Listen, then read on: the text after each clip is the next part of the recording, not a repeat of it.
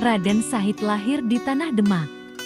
Dengan gelar dan kehormatan yang sudah terpasang sejak ia pertama membuka mata, Ayahnya, Tumenggung Wilatikta, adalah seorang adipati. Pejabat yang disegani, penjaga aturan kerajaan dan adat, penjaga kehormatan leluhur. Namun bagi seorang anak kecil seperti Sahid, semua kehormatan itu justru menjadi beban di pundaknya yang masih rapuh. Di usia ketika anak lain bermain di bawah terik matahari, berlarian mengejar capung di sawah, Sahid duduk di pendopo besar dengan punggung tegak, mendengarkan petuah tentang tata, krama, tentang perintah dan larangan, tentang siapa yang boleh dan siapa yang tidak boleh dihampiri. Namun, darah muda dalam tubuh kecilnya tidak selalu patuh pada aturan. Ia sering mencuri waktu di sore hari, berlari diam-diam ke perkampungan, menyaksikan sendiri bagaimana para petani miskin memikul padi sambil menahan lapar, sementara di istana, sisa makanan masih berserakan di dapur. Raden Sahid kecil mulai merasakan kegelisahan yang belum bisa ia ucapkan dengan kata-kata. Ia melihat ketidakadilan, tapi belum tahu bagaimana harus bersikap. Satu sore, saat matahari hampir tenggelam di balik Gunung Merapi, Sahid pulang dengan luka di kakinya. Kakinya robek terkena bambu saat ia membantu seorang petani tua yang kesulitan mengangkat tumpukan kayu.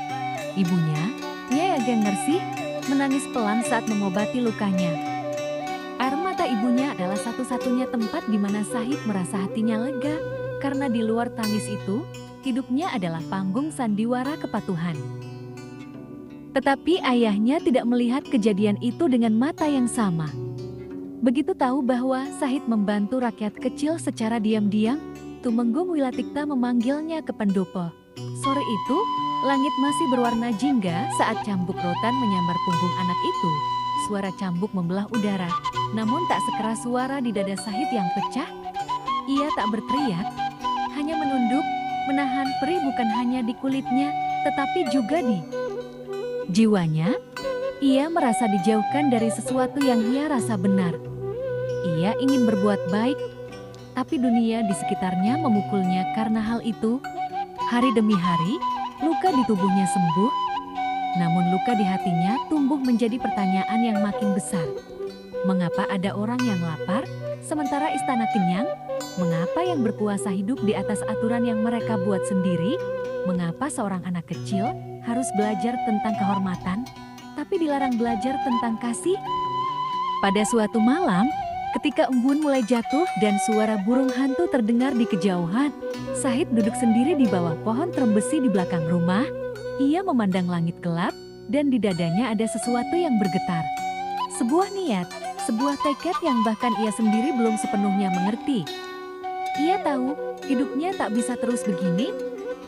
Ia tahu, jalan yang akan ia tempuh adalah jalan yang berseberangan dengan ayahnya, bahkan dengan jalur bangsawan yang diwariskan padanya.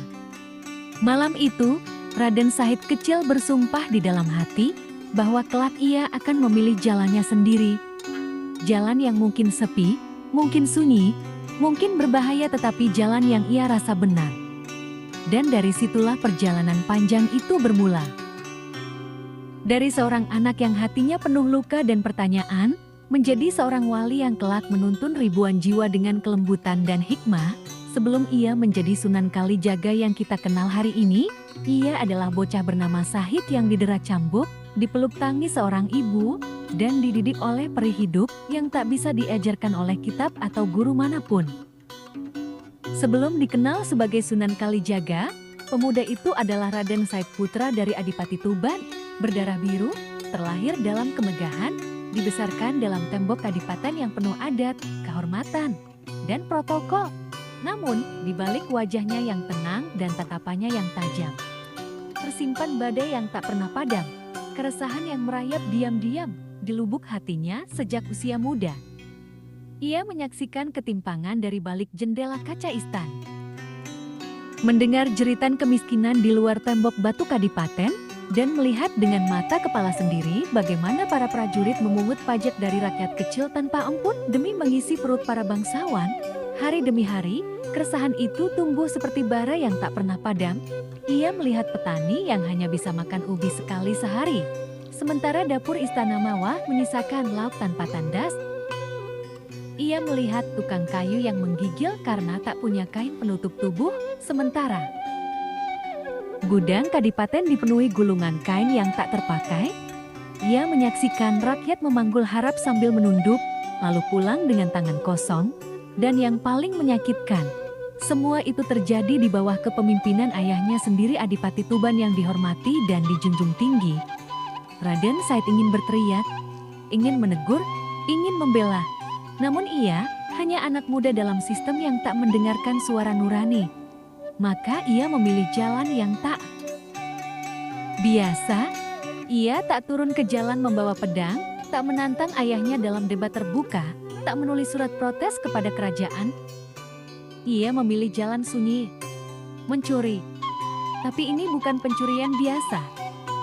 Ia tidak mencuri karena tamak, bukan karena lapar, bukan pula karena ingin berkuasa. Ia mencuri untuk membalas dendam pada sistem, mencuri untuk menantang kekuasaan, mencuri untuk membagikan kembali apa yang dianggapnya telah dirampas secara halus oleh para bangsawan. Ia mencuri dari kadipaten dan memberikannya kepada rakyat miskin. Malam-malamnya mulai berubah. Ia keluar diam-diam dari kadipaten dengan wajah ditutup sorban, menyusuri lorong gelap, melompat dari tembok ke tembok, mengenal lekuk-lekuk jalur gudang, penyimpanan. Dengan sangat baik karena sejak kecil ia tumbuh di antara lorong-lorong itu. Ia menghindari penjaga, mengakali anjing pelacak, menembus pagar berduri. Dan ia pulang bukan membawa permata, bukan emas atau perhiasan, tapi karung-karung beras, kain batik, dan obat-obatan.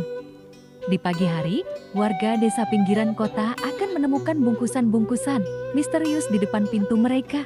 Kadang sebuah kantong koin untuk membayar utang, kadang sekeranjang makanan untuk janda renta, atau selembar kain baru untuk anak kecil yang tubuhnya hanya dibalut sobekan karung goni. Tidak ada nama, tidak ada jejak. Tapi bisik-bisik mulai menyebut satu nama misterius, si maling budiman. Namun yang paling mencengangkan adalah bagaimana ketajaman otak Raden Said tumbuh seiring malam-malam pencuriannya.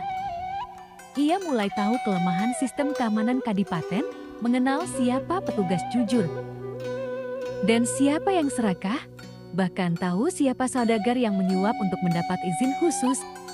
Ia menyimpan semua itu di kepalanya bukan untuk menjatuhkan, tapi untuk memahami. Raden Said tidak mencuri membabi buta. Ia mencuri dengan perhitungan, hanya dari gudang yang menyimpan berlebih, hanya dari pejabat yang rakus. Ia tidak menyentuh yang halal, tidak mengambil milik rakyat lain. Ia mencuri dari keserakahan untuk menebar keadilan. Meski begitu, batinnya tak pernah benar-benar tenang. Dalam setiap keberhasilan, ada getar di dadanya. Dalam setiap karung yang ia tinggalkan, ada bisikan hati yang berkata, apakah ini benar? Ia mulai merasa seperti bayangan dari dirinya sendiri. Sosok yang hidup di dua dunia, di siang hari sebagai putra adipati yang sopan dan tenang, di malam hari sebagai pencuri yang licin dan tak tersentuh.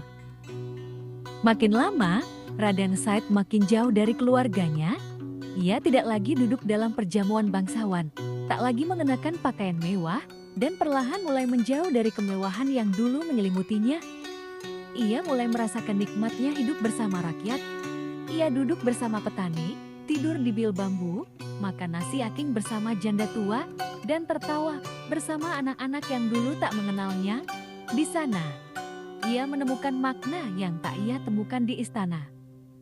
Kejujuran, ketulusan, dan kebersahajaan. Tapi hidup di jalan gelap tak selamanya tenang. Semakin sering ia mencuri, semakin besar risiko yang harus ditanggung. Kadipaten mulai mengirim mata-mata, memasang jebakan, bahkan menyewa dukun untuk mengendus identitasnya. Ia nyaris tertangkap beberapa kali, bahkan pernah terluka di paha karena terkena panah penjaga. Ia bersembunyi selama berhari-hari di goa, hanya diobati oleh seorang penggembala buta yang tak tahu siapa dia. Dari orang-orang seperti itulah Raden Said. Namun tetap saja, suara itu tidak pernah padam. Suara yang terus bertanya dalam hati. Apakah mencuri tetap benar walau untuk kebaikan? Pertanyaan itu menggema seperti doa malam hari yang tak kunjung berjawab. Hingga suatu malam, di bawah langit gelap yang ditaburi bintang, Ia terduduk di tepi sungai, menatap pantulan wajahnya di air. Ia melihat sosok yang asing. Wajah yang lelah, mata yang dalam, dan hati yang retak oleh keraguan. Ia ingin jalan keluar, ia ingin jawaban, dan di saat itulah, takdir pelan-pelan menggiringnya menuju seseorang yang akan mengubah hidupnya selamanya. Tapi itu cerita setelah pertemuan karena malam itu, Raden Said masih pencuri. Masih berjalan dalam kegelapan. Masih mencari Tuhan di jalan-jalan sunyi tanpa nama. Masih jati, bayangan yang tak dikenali siapapun, bahkan oleh dirinya sendiri. Di suatu malam yang sepi dan diselimuti kabut tipis, Kadipaten Tuban yang makmur dan berlimpah bahan logistik dikejutkan oleh sebuah peristiwa yang mengguncang wibawa para penguasa. Gudang logistik yang biasanya dijaga ketat oleh prajurit mendadak kehilangan sejumlah besar beras, kain, dan minyak. Peristiwa ini mengejutkan para petinggi kadipaten karena selama ini keamanan begitu terjaga. Siapa yang berani melakukan pencurian di bawah hidung para penjaga dan dalam wilayah yang diawasi dengan ketat? Setelah dilakukan penyelidikan yang seksama, banyak mata tertuju pada seorang pemuda nyentrik bernama Raden Said, anak dari Adipati Wilatikta sendiri. Ia dikenal berpenampilan mewah, namun kelakuannya mulai dianggap aneh sejak beberapa bulan terakhir. Ia mulai sering menyamar, keluar, masuk kampung, berbicara dengan rakyat jelata, dan bahkan turun tangan dalam urusan pasar yang sebelumnya tak ia hiraukan. Puncaknya, ditemukan saksi mata yang mengaku melihat seseorang yang menyerupai Raden Said keluar dari gudang logistik pada malam hilangnya barang-barang tersebut.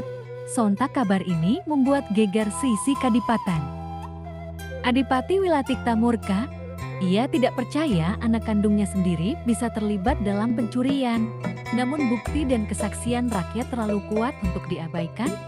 Dengan berat hati, ia memanggil Raden Said ke pendopo. Di hadapan para petinggi dan keluarga, Adipati bertanya dengan nada gemetar, "Apakah benar kau mencuri dari gudang kadipaten?" Nah, Raden Said tidak menjawab dengan dalih atau pembelaan, melainkan menunduk dengan tenang dan berkata, "Ya, ayah, aku yang mengambilnya." Jawaban itu seperti petir di siang bolong. Para petinggi naik pitam. Beberapa menuduhnya telah menghina kehormatan keluarga dan menyalahgunakan statusnya sebagai anak bangsawan. Tetapi Raden Said tidak bergeming. Ia bahkan tak meminta maaf atau memohon ampun. Ia hanya berkata bahwa barang-barang itu ia ambil untuk rakyat miskin di pinggir hutan, yang selama ini tidak pernah merasakan hasil bumi, kadipaten. Mereka kelaparan. Sementara gudang kita penuh. Apakah pantas aku hanya duduk di singgasana, memakai pakaian emas, ketika anak-anak desa menangis karena tidak makan? Katanya dengan suara dalam namun tetap rendah hati. Perkataan itu tidak diterima baik. Bagi para bangsawan, hukum adalah hukum, dan mencuri tetaplah mencuri. Maka diputuskan, dengan suara bulat yang disertai isak tangis dari ibunya, bahwa Raden Said harus diusir dari kadipaten. Ia tidak lagi diakui sebagai bangsawan dan hak-haknya dicabut.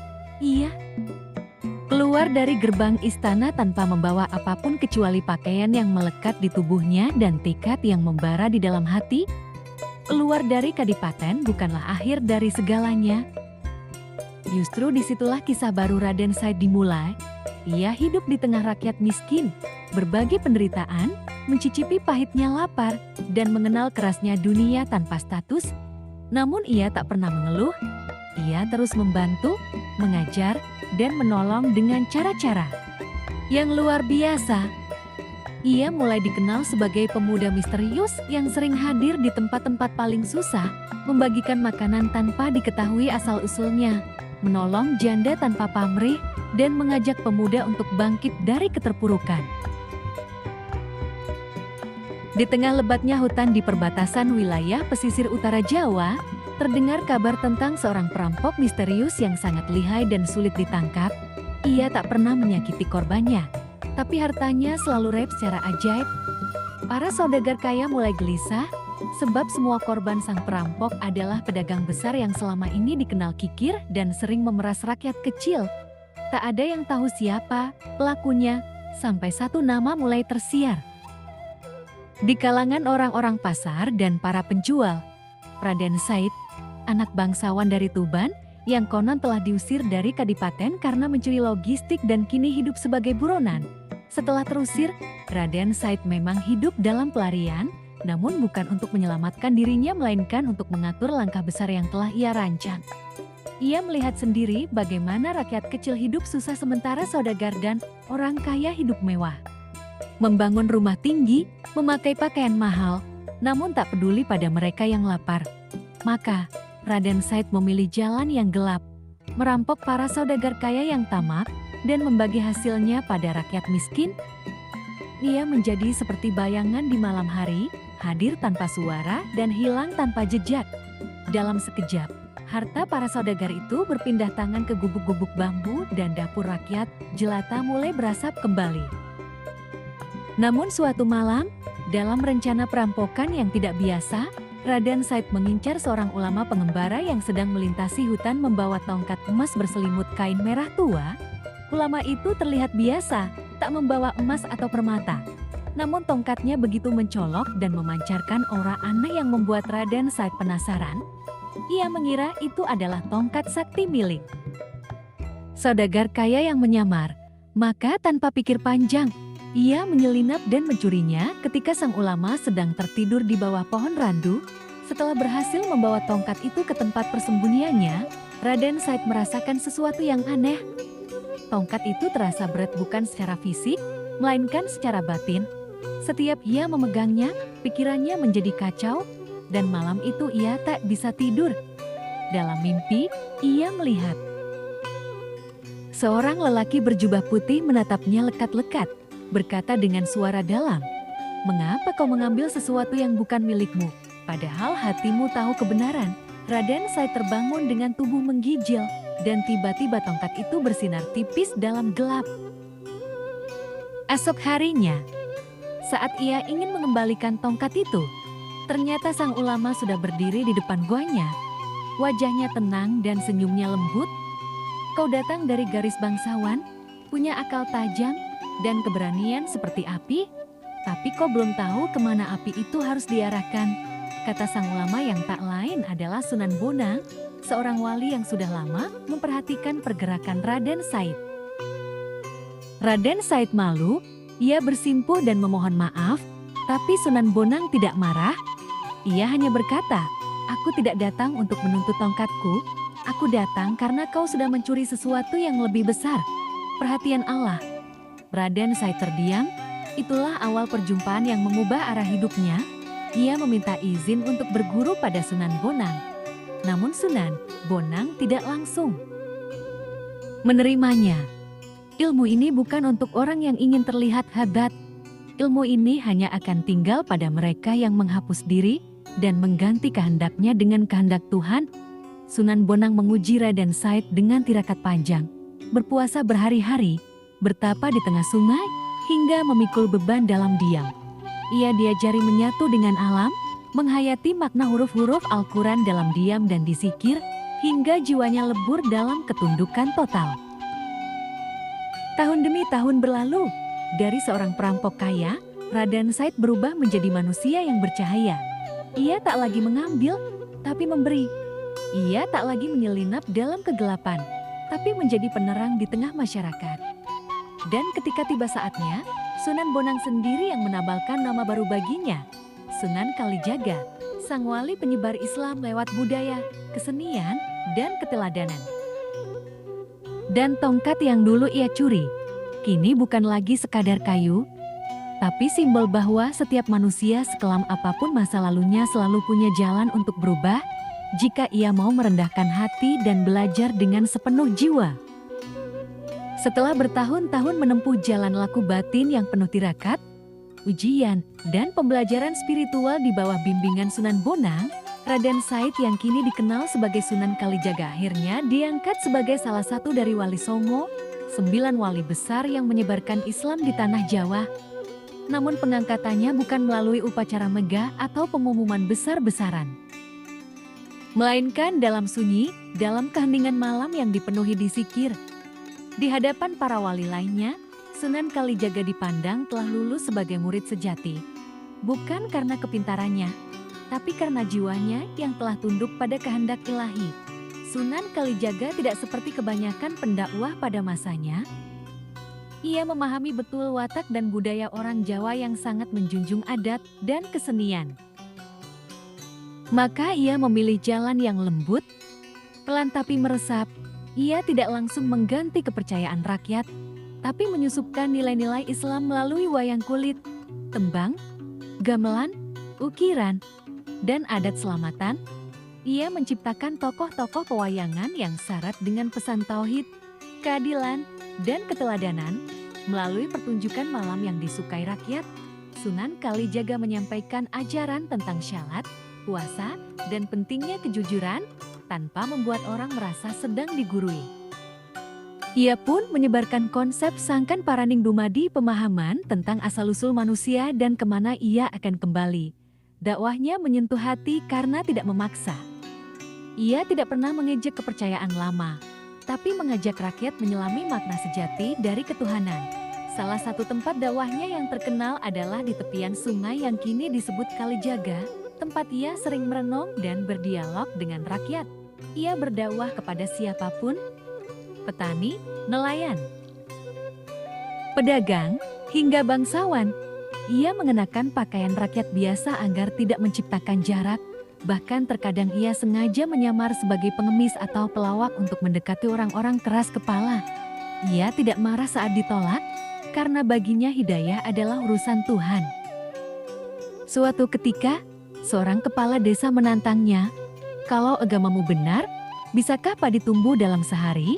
Sunan Kalijaga tidak menjawab dengan debat, tapi malah mengajak penduduk desa untuk menanam padi bersama-sama. Ia berdoa, lalu berkata, "Kalau besok tidak tumbuh, bukan berarti aku gagal, tapi berarti kita masih perlu belajar sabar." Ajaibnya, malam itu hujan turun, dan benih yang ditanam mulai tumbuh keesokan harinya. Orang-orang pun mulai tersentuh dan mendatangi Sunan Kalijaga untuk belajar.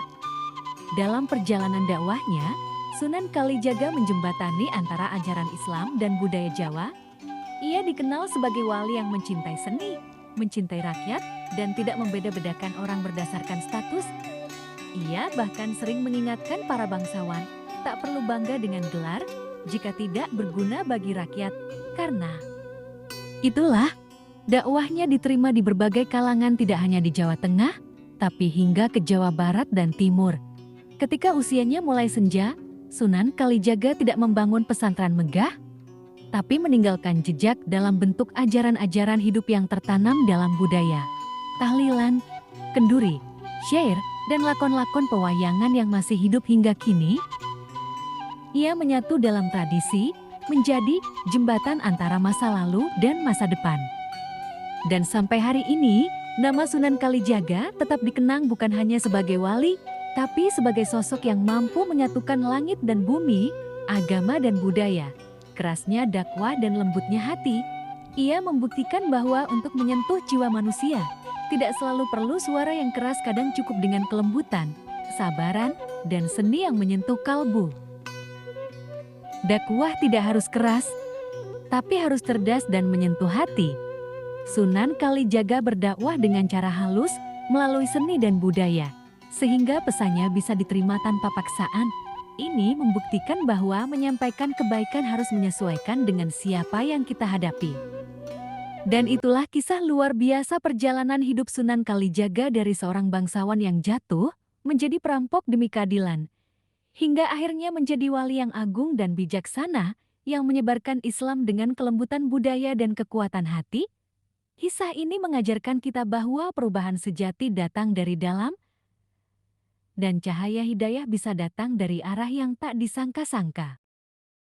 Kalau kamu merasa terinspirasi oleh cerita ini, jangan lupa untuk like, komen, dan subscribe agar kamu gak ketinggalan kisah-kisah penuh hikmah berikutnya. Terima kasih sudah menyimak sampai akhir. Semoga kisah ini membawa manfaat dan menjadi pengingat untuk kita semua. Sampai jumpa di cerita selanjutnya.